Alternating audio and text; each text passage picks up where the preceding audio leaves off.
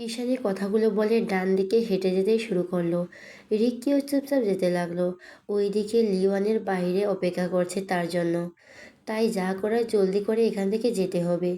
Ma'am, আপনার সঙ্গে একজন ভিআইপি কাস্টমারের ফিয়ান্সে কথা বলতে এসেছেন। ইস্যুর বাচ্চা, তোকে আমি কতবার বলছি আমাকে ম্যাম বলে ডাকবি না, তারপরও তুই। হঠাৎ করে অনুর কথা আটকে গেল গলার ভেতর। সে অবাক চোখে তাকিয়ে রয়েছে তার থেকে কিছুটা দূরে দাঁড়িয়ে থাকা মানুষটার দিকে। সেই মানুষটাও অবাক চোখে তাকিয়ে রয়েছে তার দিকে। দুজনেই হয়তো ভাবতে পারেনি আজ এখানে এই মুহূর্তে আবারও দেখা হয়ে যাবে। আপনারা কথা বলুন, আমি আসছি। ঈশানী বলে কথাটি বলে ঈশানী সেখান থেকে চলে গেল। অনু মুখ থেকে কলম বের করে হাতে থাকা খাতার ভেতর রেখে ঘুরে দাঁড়ালো।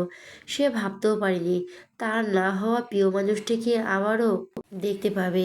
রিকি এগিয়ে আস্তে আস্তে জিজ্ঞেস করলো, তুমি এখানে কি করছো? বাই এনি চান্স তোমার কি এই শহরে থাকো? রিকির কথা শুনে অনু কী বলবে বুঝতে পারল না। এদিকে রিকি এগিয়ে এসে তার পিছনে দাঁড়িয়েছে।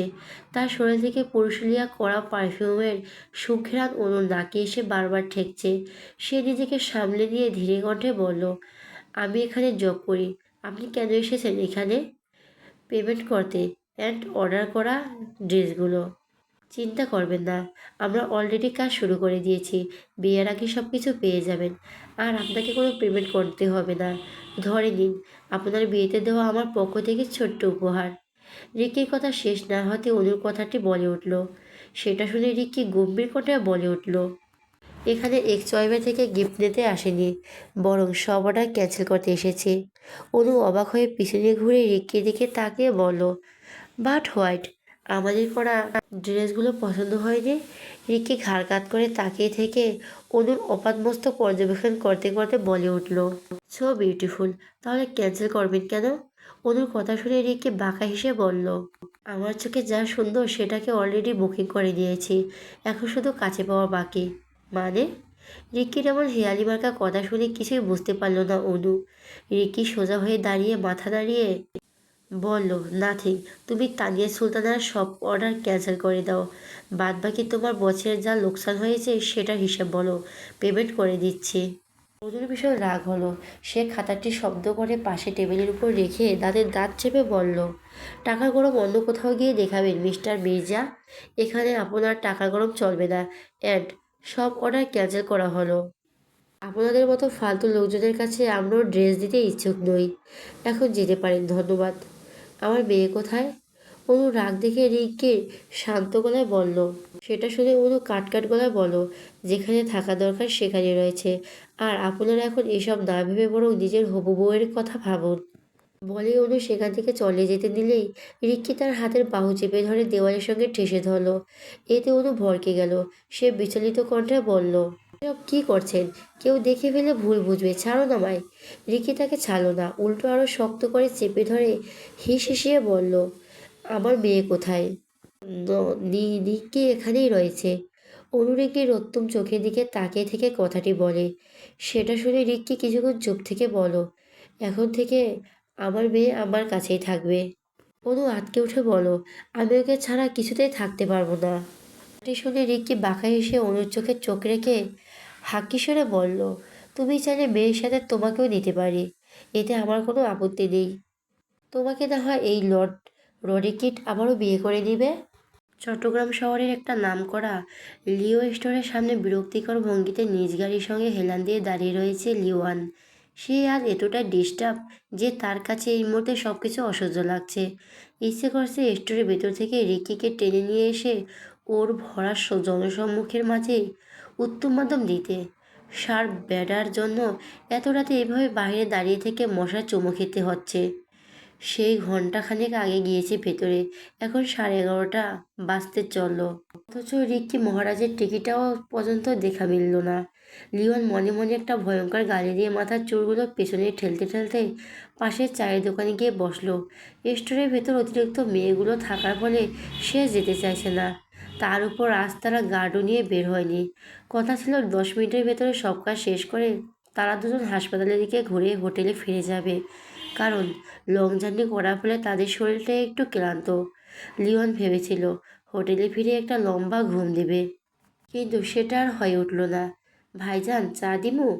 পরনে কিংবা 16 বছরের একটা শ্যামলাবর্ণের ছেলে এসে ধীর কণ্ঠে জিজ্ঞেস করলো। লিওয়ান চট্টগ্রামের ভাষা পুরোপুরি না জানলেও টুকটাক বুঝতে পারে এবং বলতেও পারে। হুম, 1 কাপ লেবু চা দাও। লিওনের কথা শুনে ছেলেটা মাথা নাড়িয়ে বলল, আইসে, আইসে রে, উদর বইন, আয়, এখন আইড। বলে ছেলেটা দৌড়ে দোকানের ভেতর চলে গেল। আর লিওনের মুখের মাস্ক খুলে একটা কাঠের বেঞ্চের উপর নিজের রুমাল বেলে দিয়ে তার উপর বসে পড়ল এবং বারবার তা থেকে কিছুটা দূরে স্টোরের দরজা দিকে তাকাতে থাকলো। মা, কই তুমি? এই দেখো না, ভাই আমার সুন্দর ড্রেসটা একদম নষ্ট করে দিয়েছে। ছোট্ট মেয়েটির আদুরে কণ্ঠস্বর রিকের কন্তপাত হতে সে চট করে অনুর ঠোঁটজোড়া ছেড়ে দিয়ে দূরে সরে এলো। স্বামীর কাছ থেকে ছাড়া পেতে অনু জোরে জোরে নিঃশ্বাস নিয়ে নিজেকে সামলানোর চেষ্টা করলো। নিচ থেকে দ্রুত জর্জেট ওনাটি তুলে গলায় পেঁচিয়ে নিতেই মেয়ে এসে সেখানে হাজির। নিক্কি দুহাতে নিজের ফ্রকের নিচের অংশ ধরে রেখে অনুর কাছে দৌড়ে এলো এবং কাঁদো কাঁদো গলায় বলল, দেখো মাম্মা, ভাইয়া আবারও আমার ড্রেসটা নষ্ট করে দিয়েছে।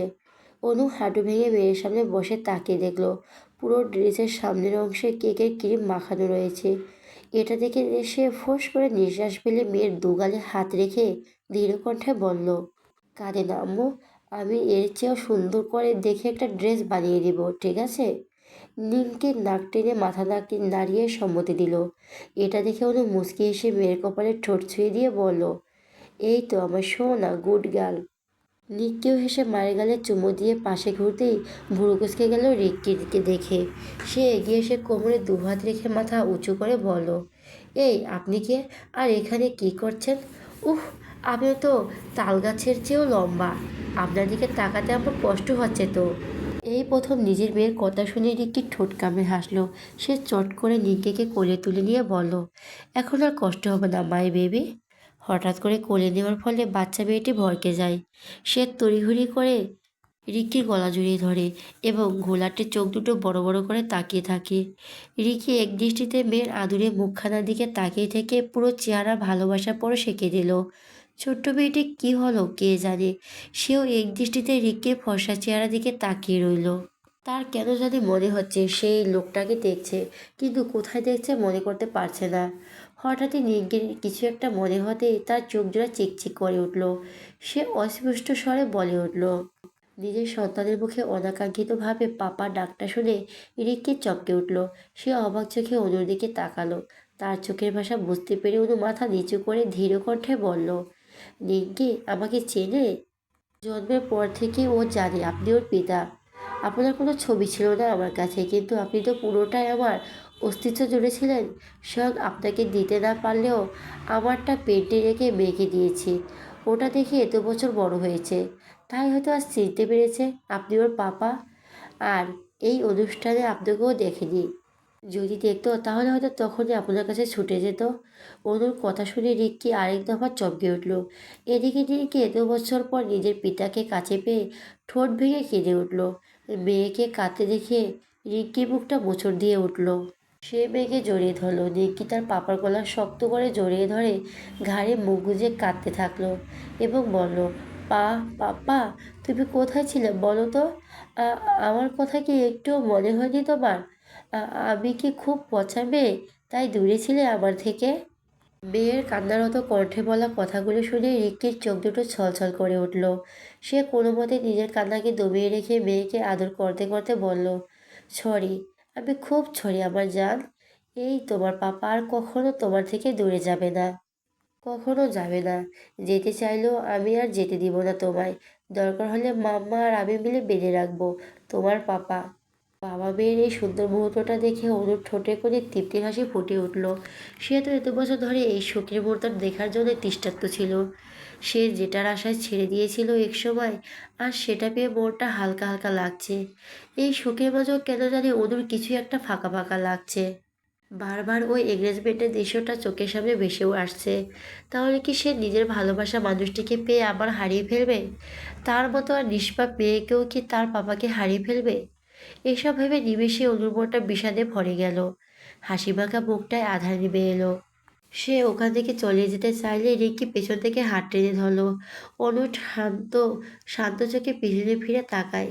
রিক্কি এক হাতে মেয়েকে জড়িয়ে ধরে অনুর চোখের দিকে চোখ রেখে বলে উঠল, যাব না, তোমাদের ছেড়ে আর কোথাও যাব না। স্বামীর কথাটি শুনে অনুর ঠোঁটের কোণে হাসি ফুটে উঠল। সে দৌড়ে এসে তার প্রিয় মানুষটিকে জড়িয়ে ধরল। রিক্কি হেসে মা মেয়েকে বুকের মাঝে আগলে নিয়ে স্বস্তির নিঃশ্বাস ছাড়ল। এখন থেকে এটাই তো তার ছোট্ট সুখের দুনিয়া। এটা কী ধরনের ব্যবহার, হ্যাঁ? এই আপনাদের বছরে কতবার চাঁদা দিতে হয়? গত মাসে না মোটা অঙ্কের টাকা দিয়ে গেলাম, এখন আবার এসেছেন এখানে? সুমির কথা শুনে বোকাটি ছেলেগুলো শব্দ করে হেসে উঠল। এটা দেখে সুমির রাগটা তরতর করে বেড়ে গেল। এই টুকায় বস্তালগুলো প্রতি মাসে এসে চাঁদা তুলে নিয়ে যায়। কেউ দিতে না পারে তার দোকানপাট ভাঙচুর করে। এই এলাকা বলতে গেলে সবাই ভয় করে রনি নামের অসম্ভব ওস্তাদকে এবং তার সাঙ্গপাঙ্গদেরও। এমপির একমাত্র ছেলে হওয়ার ফলে এক নাম্বার বেয়াদব, অসভ্য জানোয়ার একটা। বাপের ক্ষমতাও নিজের রাজনীতির লিডার হওয়ার দেমাক আলাদা। এদের জন্য সাধারণ মানুষেরা ঠিক মতো জীবনযাপন করতে পারে না। রাস্তার মেয়েরা পর্যন্ত এদের জ্বালায় বের হতে ভয় পায়, কারণ তাদের খুব বাজেভাবে ইপটিজিট করা হয়ে থাকে। একবার তো এদের পাল্লায় অনু ও ঈশানী পড়েছিল। ঈশানী ভয় পেলেও অনু একটুও ভয় পায়নি। উল্টো যে ছেলেটা তাদের সঙ্গে খারাপ আচরণ করার চেষ্টা করেছিল তার গালে সপাটে থাপ্পড় মেরে দেয়। এটা নিয়ে সে কি কাণ্ডই ঘটে গিয়েছিল। অনেক কষ্টে এই ঝামেলা থেকে বের হয়ে পারলেও এই শয়তানদের চোখে বিষ হয় এই স্টোর ধ্বংস করার জন্য এই পর্যন্ত কম চেষ্টা করেনি রানী নামক মস্তাদের পিছু পিছু ঘোরা কুকুরগুলো। কিন্তু প্রতিবারই তাদের হারতে হয়েছে অরির বিচক্ষণ তেজি বুদ্ধির কাছে। অরি কখনোই কোনো ঝামেলায় জড়াতে চায়নি, বরং সে সর্বোচ্চ চেষ্টা করে এইসব এড়িয়ে চলার। কিন্তু কই থেকে উড়ে এসে জুড়ে বসেছে এই উটকো ঝামেলাটা। ভাগ্যিস এই জায়গাটা নিজেদের নাম করে দিয়েছে, নাহলে এতদিন এখান থেকে উঠিয়ে দিত দোকানটি। ঈশানীর মামা এই এলাকার চেয়ারম্যান হওয়ার সুবাদে তাদের বেশি ক্ষতি করতে সক্ষম হয়নি বখাটেদের দলগুলো। কিন্তু প্রতি মাসে ঠিকই একটা মোটা অঙ্কের টাকা নিয়ে যায়। এতে অনু ঘোর আপত্তি করায়, জানালেও ওরই বিনা বাক্যে টাকা দিয়ে এসেছে, কারণ সে ঝামেলায় পড়তে চায় না, আর না তাদের কেউ শত্রু হোক। সে এক নির্ভেজাল জীবনযাপন করতে চায়। এতে তারা আর কেউ বাধা দেয়নি, বরং এত বছর চুপচাপ বাধা দেয়নি বরং এত বছর চুপচাপ মুখ বুজে সব কিছু সহ্য করে এসেছে। কিন্তু ইদানিং এরা নরম পেয়ে বেশি গরম ঝাড়ার চেষ্টা করছে। কি হয়েছে সুমি? সুমির ভাবনার মাঝে ওরই ক্রাচের দিকে সাজে ধীরে ধীরে হেঁটে বাইরে এলো। সে বাইরে এসেছিল লুহান ও নিঙ্কির জন্য খাবার নিতে। তখনই সুমির বলা কথাগুলো শুনে সে আর সামনের দিকে না গিয়ে ডান দিকে এলো। তাকে দেখে সুমি কাছে এসে বলল, দেখুন না আপু, এই শয়তানগুলো আজ আবারও চাঁদা তুলতে এসেছে, তাও শুধুমাত্র আমাদের স্টোর থেকেই। সুমির কথা শুনে অনেক কপাল কুঁচকে গেল। সে সামনে তাকিয়ে দেখলো 5 জন ছেলে দাঁড়িয়ে রয়েছে। এদের দেখে চিনতে অসুবিধে হলো না। সে শান্ত গলায় বলল, দেখুন ভাইয়া, গত মাসে আপনারা দ্বিগুণ চাঁদা নিয়ে গিয়েছেন আর বলেছিলেন এই মাসে আসবেন না, তাহলে আজ কেন আবার এখানে এসে ঝামেলা সৃষ্টি করছেন? একটি ছেলে ঠোঁটের কোণ থেকে সিগারেট বের করে সামনে এগিয়ে এলো। ওর মাথা থেকে পা পর্যন্ত পর্যবেক্ষণ করে নিয়ে বলল, আমার যেটা চাচ্ছি সেটা দিয়ে দাও, তাহলে আর আসবো না বেইবি, প্রমিস। পরিসরে জ্বলে উঠল। এর আগেও এদের থেকে কুপ্রস্তাব পেয়েছে, তবুও সে এদের মাথা না ঘামিয়ে নিজের কাজে মনোযোগ দেওয়ার চেষ্টা করেছে। কিন্তু এরা দিন দিন আরও অসভ্যতামি শুরু করেছেন। পরে নিজেকে শান্ত রাখার চেষ্টা করে আবারও ধীর কণ্ঠে বলল, কত টাকা লাগবে আপনাদের? এই বেশি না, 5 লাখের মতো দিলেই হবে। ছেলেটির কথা শুনে পাশ থেকে সুমির চোখ দুটো বড় বড় করে চেঁচিয়ে বলে উঠল, what are you crazy man? এতগুলো টাকা, তাও চাঁদা হিসেবে? অসম্ভব, আমরা কিছুতেই দিব না। ছেলেটির পিছন থেকে আরেকটি ছেলে এগিয়ে এসে শয়তানি হাসি দিয়ে বলল, আমাদের একটা রাত দাও, তাহলে আর কখনো তোমাদের জ্বালাবো না। কথাটি শোনা মাত্র সুমির ফর্সা চেহারা রক্তিম হয়ে উঠল। সে তেড়ে আসতে দিলে ওরি বাধা দিল। সুমি অবাক চোখে বসের দিকে তাকায়। ওরি দীর্ঘশ্বাস ফেলে ইশারায় মানা করে এই সময় ঝামেলা সৃষ্টি না করতে, কারণ সে কিছুটা হলেও আন্দাজ করতে পারছে এই ছেলেগুলো আজ ইচ্ছে করে এসেছে ঝামেলা করার জন্য। তাই সে সুমিকে মানা করে ওদের ফাঁদে পা না দিতে। এতগুলো টাকা এই মুহূর্তে আমার পক্ষে দেওয়া সম্ভব নয়, আপনারা টাকার অ্যামাউন্ট কিছুটা কম করুন। অরির কথা শুনে ছেলেগুলো বলো, একটু কম হবে না ম্যাডাম, হয় আপনাদের পার্সোনাল ডিমান্ড পূরণ করুন, নয়তো এখন এই মুহূর্তে টাকাটা দিন, নাহলে কিন্তু আমরা। নাহলে কি করবে বলুন? খবর পেলাম তোমার কলিজার টুকরো নাকি এখানে রয়েছে, তাই ভাবছি ওকে নিয়ে যাব, সঙ্গে তোমার ওই তেজালি বোনের রাজকন্যাকেও। ছেলেটার কথা শুনে ওরই অদ্ভুত চোখে তাকিয়ে বলল, আমাদের মাঝখানে বাচ্চাদের কেন টানছেন? বাচ্চাদের মায়েদের টানতেই চাচ্ছি কিন্তু পারছি না, তাই এখন বাচ্চাদেরই টানবো? এখন কিন্তু খুব বাড়াবাড়ি করছেন আপনারা। বাড়াবাড়ি কি দেখলে জানেমান? এখন তো আমরা তেমন কিছুই করিনি। যদি করতাম তাহলে এতদিনে বহুবার তোমাদের বিছানায় নিয়ে যেতাম। বলেই সশব্দে হেসে উঠল ছেলেটা, কিন্তু তার মুখের হাসি বেশিক্ষণ টিকে থাকলো না। তার আগে তার বাম গালের নরম হাতে শক্ত থাপ্পড় এসে পড়ল। ছেলেটা গালে হাত দিয়ে রক্তিম চোখে সামনের দিকে তাকিয়ে দেখলো সুমি রাগান্বিত চেহারা নিয়ে দাঁড়িয়ে আছে। এটা দেখে ছেলেটা রেগে গিয়ে সুমির গলা চেপে ধরলো এবং হেসে হেসে বলল, আজ পর্যন্ত এই রানার গায়ে কেউ হাত তোলার সাহস পায়নি, সেখানে তুই 2 পয়সার এক হয়ে আমার গায়ে হাত তুললি। আজ তোরে দেখাবো এই রানা কি কি করতে পারে। সুমির চোখ দিয়ে অশ্রু গড়িয়ে পড়ল। সে দুহাত দিয়ে গলা থেকে পুরো শিলের হারটা সরানোর চেষ্টা করছে, কিন্তু এই দানবের কাছে তার নারী শক্তি অতি কম। এদিকে এসব ওরি দেখে চমকে উঠল। সে যেটা ভয় পেয়েছিল আর সেটাই হলো। তবে সেও আজ পিছু হাঁটবে না। আর যখন জল এত দূর এগিয়ে গিয়েছে, তখন এর একটা শেষ এও দেখে ছাড়বে। এতদিন বহু সহ্য করেছে এদের অত্যাচার, আজ আর না। ওরি নিজের বাম হাতে থাকা কষ্টে তুলে রানার চোখ বরাবর আঘাত করলো, যার ফলে রানা চিৎকার দিয়ে সুমির গলা ছেড়ে নিজের বাম চোখে চেপে ধরলো এবং অনুভব করলো তরল পদার্থ গড়িয়ে পড়ছে। অন্যদিকে সুমি ছাড়া পেয়ে ঠাস করে নিচে পড়লো। দুহাতে গলা চেপে ধরে জোরে জোরে নিঃশ্বাস নিতে লাগলো। আর একটু হলে হয়তো সে এখন শেষ নিঃশ্বাস ত্যাগ করতো। তাকে পড়ে যেতে দেখে ওরি নিজেও কস ফেলে নিচে বসলো এবং সুমিকে ধরে বিচলিত কণ্ঠে বলল, তুমি ঠিক আছো সুমি? আই অ্যাম সরি, এসব আমার জন্যই হলো। বজের কথা শুনে সুমি ছলছল চোখে মাথা দুদিকে নাড়িয়ে কিছু বলতে যাবে, তখনই একটা ছেলে এসে অরির মাথার খোলা চুলগুলো শক্ত করে চেপে ধরলো এবং টেনে নিচ থেকে উঠিয়ে গালে থাপ্পড় মেরে দিল। এসব ঝামেলা নীরব দর্শকের মতো আশেপাশের লোকজন দেখছে, আবার কেউ কেউ ভয়ে নিজেদের দোকানপাট বন্ধ করে পালিয়ে যাচ্ছে। অথচ এত মানুষের ভিড়ে কেউই এগিয়ে এলো না সাহায্য করার জন্য। অরি একটা থাপ্পড় খেয়ে তার কিছুই হলো না, কারণ সে মার খেয়ে অভ্যস্ত ছিল। উল্টো সেও ওই ছেলেটার গালে থাপ্পড় মেরে তার মেন পয়েন্টে লাথি মেরে দিল, যার ফলে ছেলেটি নিচে পড়ে গেল। অরি নিজের ব্যালেন্স সামলাতে না পেরে সে পড়ে যাচ্ছিল। তার বাঁ পাটা এখনও পুরোপুরিভাবে সুস্থ হয়নি। এইদিকে বাকি ছেলেগুলো রেগে মেগে তাদের দিকে এগিয়ে আসতে লাগলো। একজন তো কোমর থেকে পিস্তলও বের করেছে, আর একজনের হাতে ধারালো ছুরি। এসব দেখে সুমিও ওরই ভয়ে শুকনো ঢোক গেল। তার আশেপাশে তাকে সাহায্য চাইতেও কেউ এগিয়ে এলো না, বরং অনেকেই সেখান থেকে চলে গেল। মম! হঠাৎ করে এই অনাকাঙ্ক্ষিত ঝামেলার মাঝে নিজের ছেলের চিৎকার শুনে ওরই চমকে উঠল। সে চট করে ঘাড় ঘুরিয়ে পেছনে তাকিয়ে দেখল তার ছেলে দৌড়ে আসছে। এটা দেখে ওরির ভয়ে পুরো শরীর কেঁপে উঠল। সে চেঁচিয়ে বলে উঠল, নো, নো অরণ্য, নো! তুমি এখানে এসো না। এখানে এলে বিপদ হবে তোমার। তুমি তোমার মামুনির কাছে যাও, প্লিজ এখানে এসো না। ওরই কণ্ঠস্বর লুহানের কান অবধি পৌঁছালো না। সে তার মায়ের কাছে এসে বুকের মাঝে ঝাঁপিয়ে পড়ল। ওর এতে পুরো হতভম্ব হয়ে গেল। এদিকে লুহান নিজের মাকে শক্ত করে জড়িয়ে ধরে কেঁদে উঠল এবং কান্নারত কণ্ঠে ছেলেগুলোর উদ্দেশ্যে বলল, প্লিজ আমার মমকে কিছু করবেন না। আমার মমকে ছেড়ে দিন। আমি আমার সব চকলেট, টাকা পয়সা সব কিছু আপনাদের দিব, তবুও আমার মমকে হার্ট করবেন না প্লিজ। ছোট্ট ছেলেটির কথা শুনে ছেলেগুলো শব্দ করে হেসে উঠল। এদিকে ওরে নীরবে কান্না করে দিল এবং নিজের সন্তানকে বুকের মাঝে চেপে ধরে আগলে রাখার চেষ্টা করলো। সেই একটা মাত্র কারণে কোনো ঝামেলার মধ্যে নিজেকে জড়াতে চায়নি, কিন্তু ঝামেলা যেন তাদের পিছুই ছাড়ে না, একটার পর একটা লেগেই থাকে। এখন নিজের কলিজার টুকরোকে কিভাবে এদের থেকে রক্ষা করবে বুঝতে পারছে না। এদিকে লুহান তাকে কোনো কিছুর মূল্য ছেড়ে যাবে না, আর না এখানে নিজের ছেলেকে রাখতে চাচ্ছে। মা ছেলে দুটোকেই তুলে গাড়িতে ওঠা। রানা রক্তাক্ত একটি চোখ চেপে ধরে থেকে বাকি ছেলেগুলির উদ্দেশ্যে করে কথাটি বলে। সেটা শুনে সুমি চমকে উঠে বসা অবস্থাতেই ওরির কাছে এগিয়ে এসে বাহু চেপে ধরল। তাকে কাছে আসতে দেখে ওরি ফিসফিসিয়ে বলল, অরুণীকে নিয়ে এখান থেকে পালিয়ে যাও সুমি, না হলে এরা আমার সন্তানের ক্ষতি করে দিবে, আর সেটাও একজনের মা হয়ে কিছুতেই সহ্য করতে পারবো না।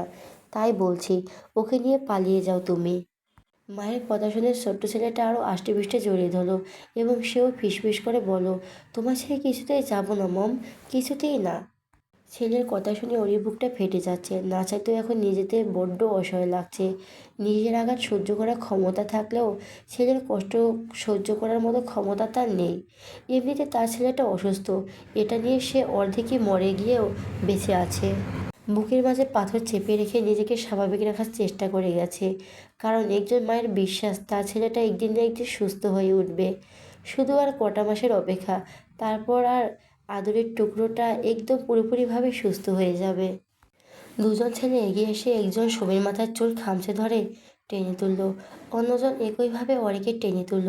ব্যথায় ওর চোখ মুখ কুঁচকে গেল, তবুও সে দুহাতে নিজের ছেলেকে শক্ত করে নিজের সাথে চেপে ধরে রেখেছে। নিয়ে চল এদের। রানার কথা শুনে দুজন তাদের টেনে নিয়ে যেতে চাইলেই হুট করে দুজন ছেলে ছিটকে গিয়ে চিত হয়ে পড়ে গেল। এতে বাকি ছেলেরা চমকে পেছনে ঘুরে দেখল একজন সুঠাম দেহের লম্বাটে পুরুষ দাঁড়িয়ে আছে। অজানা অচেনা ব্যক্তিটির হাতে থাকা হকি স্টিক নিয়ে এগিয়ে এলো নিচে পড়ে থাকা একটি ছেলের দিকে। ছেলেটা মুখ তুলে উপরে তাকাতেই ভড়কে গেল। অচেনা লোকটির চেহারা স্পষ্ট হিংস্রতার ছাপ ফুটে উঠেছে। এমন ভয়ানক লোক যে কারোই হতে পারে না, সেটা হয়তো এই লোকটা এখন না দেখলে বুঝতেই পারতো না। অজান্তেই সে ভয়ে পিছিয়ে যেতে শুরু করলো, কারণ এই লোকটার হাবভাব মোটেও সুবিধের লাগছে না। ছেলেটাকে পিছিয়ে যেতে দেখে লোকটির ঠোঁটের কোণে বাঁকা হাসি ফুটে উঠল। সে হাসতে হাসতে হকি স্টিক দিয়ে ছেলেটার মাথা বরাবর আঘাত করে দিল। একই সঙ্গে লোকটা বাজখাই গলায় হুংকার দিয়ে বলে উঠল, তোদের সাহস হয় কীভাবে আমার বউকে স্পর্শ করার? এতটা স্পর্ধা কে দিয়েছে তোদের? আজ নিজ হাতে মেপে দেখব তোদের কলিজা ঠিক কতটা বড়। যেই হাতে আমার টেডি বিয়ারকে স্পর্শ করার দুঃসাহস দেখিয়েছিস, আজ ওই হাতটা যদি কেটে টুকরো টুকরো করে রাস্তার কুকুরদের না খাওয়াতে পেরেছি, তাহলে আমার নামও লিওন চৌধুরী না।